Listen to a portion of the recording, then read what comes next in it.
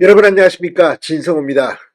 지난 설 연휴 기간 동안 계속해서 제기된 헌법재판소 재판관들의 좌편향 논란, 정말 깜짝 놀랄 일들, 좌편향뿐만 아니라 이해상충 논란도 계속되고 있습니다. 2030 이 젊은이들이 지금 헌법재판소 재판관들의 정치 성향 그리고 과거의 행적에 대해서 분노하고 있습니다. 이런 폭로가 이어지면서 지금 헌재가 발칵 뒤집혔습니다.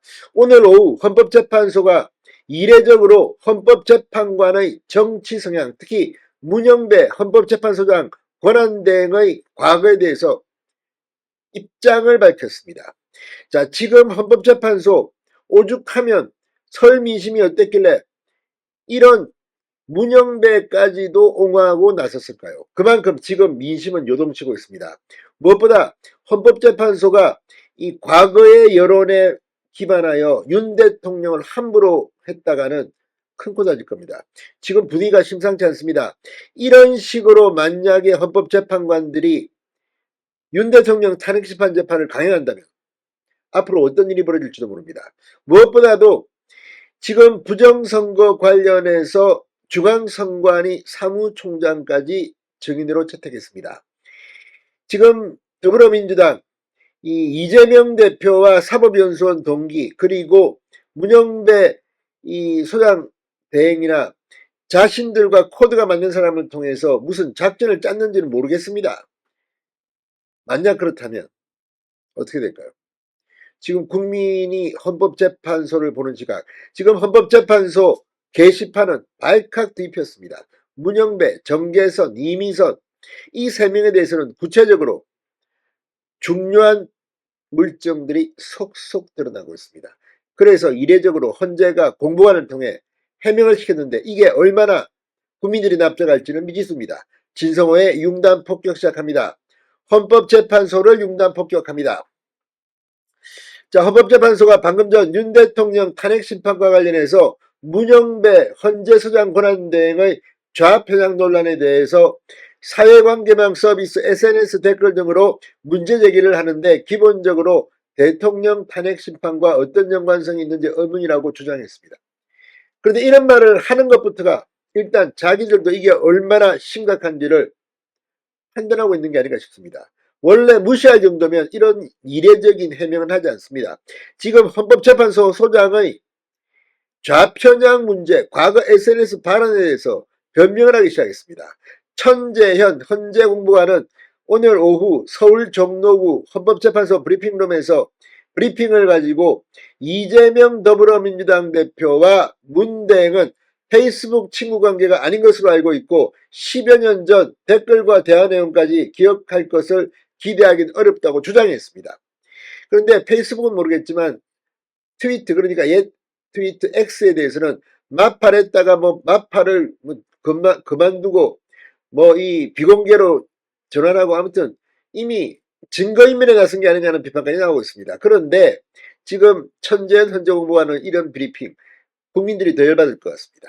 자, 앞서 국민의힘은 문영배 권한대행이 이재명 대표와 과거 SNS상에서 여러 차례 대화를 나눈 사실을 거론하고 절친한 사이라며 헌법재판관들의 편향성 문제를 제기하고 나섰습니다. 오늘도 권영세 비대위원장 등은 구체적으로 왜 헌법재판소의 3명의 재판관이 문제가 있는지를 조목조목 열거하면서 비판했습니다.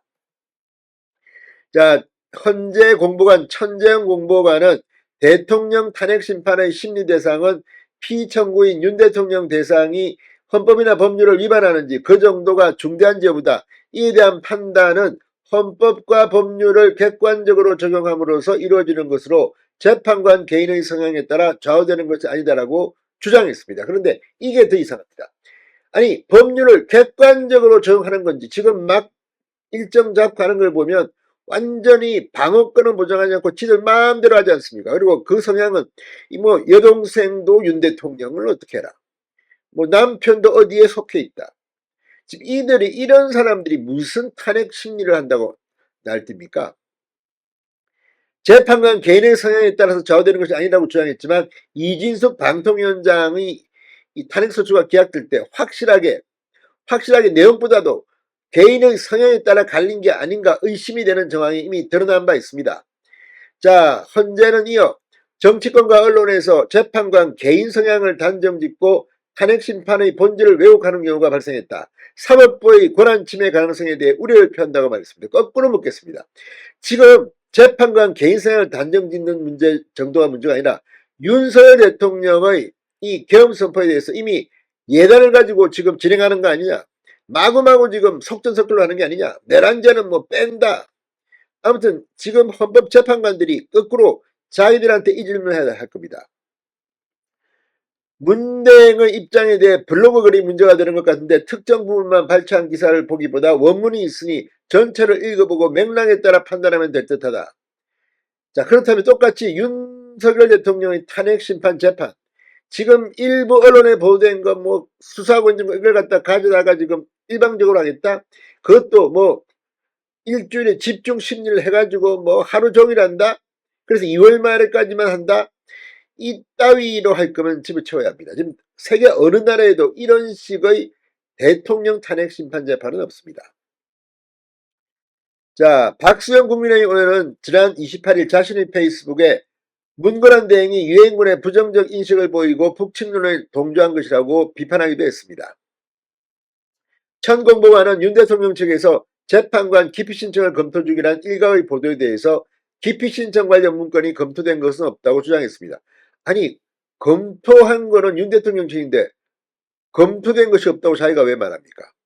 그리고 재판관 동생이나 배우자를 이유로 회피 요구가 있는데 판례가 재판관에게 공정한 심판을 기대하기 어려운 이 사정은 주관적 의혹만으로 부족하고 합리적으로 인정될 만큼 객관적 사정이 있어야 한다고 말했습니다. 그렇다면 윤 대통령의 탄핵 재판은 지금 합리적이고 객관적인 사정이 있습니까? 아무튼 하나하나가 다 자살골로 보입니다. 자, 헌재는 윤 대통령 탄핵식과 관련해 청구인 측이 신청한 전인 가운데 이상민 전 행안부 장관, 김영빈 중앙선관위원회 사무총장 증인을 채택했습니다. 신문기일은 다음 달 11일 오전 10시 30분과 오후 5시입니다. 아무튼 지금 헌법재판소가 하는 걸 보면 완전히 윤 대통령을 갖다가 공격하기 위해서 헌법재판관들의 정치 성향에 따라 하는 건 아닌지 이거 확실하게 하지 않으면 앞으로 어떤 일이 발생할지도 모릅니다. 경고합니다. 진성호의 융단 폭격이었습니다.